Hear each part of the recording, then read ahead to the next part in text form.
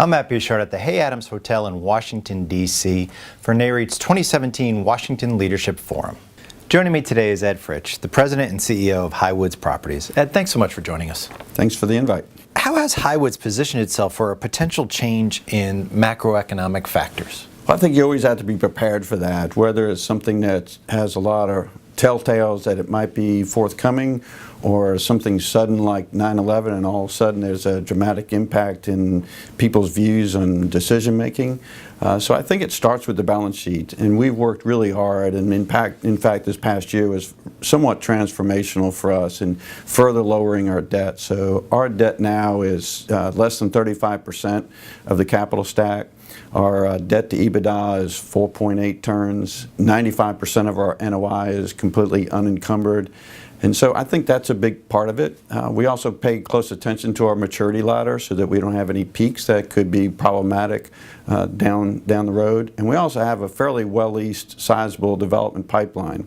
And I think the certainty of that NOI, those buildings delivering, is a safekeeping for us. And so we're now well over $600 million. It's 73% pre-lease, couple million square feet. And so I think the given that will be soon coming to the bottom line is a positive. And picking up on that a little bit, what are you seeing in terms of rising construction costs and the impact that's having on new supply?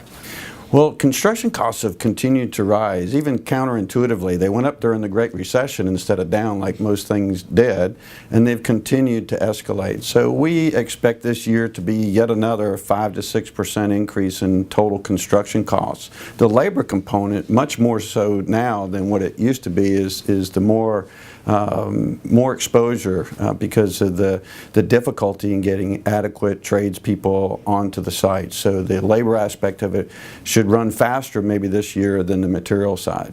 And lastly, what sort of NOI potential are you anticipating for the value-add properties that Highwoods has acquired over the past year or so? So we've bought 5 buildings over the last year, totaling just shy of 2 million square feet.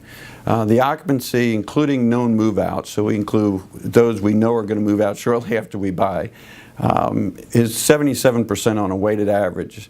If or when we successfully move that to 93-94%, that will add approximately 300,000 square feet of rent-paying customers. So we hope when that gets stabilized in the next few years that it will be very additive to the portfolio. Ed, thank you so much for joining us. Thanks, Matt. Always appreciate the invite. For more REIT news and analysis, be sure to visit REIT.com.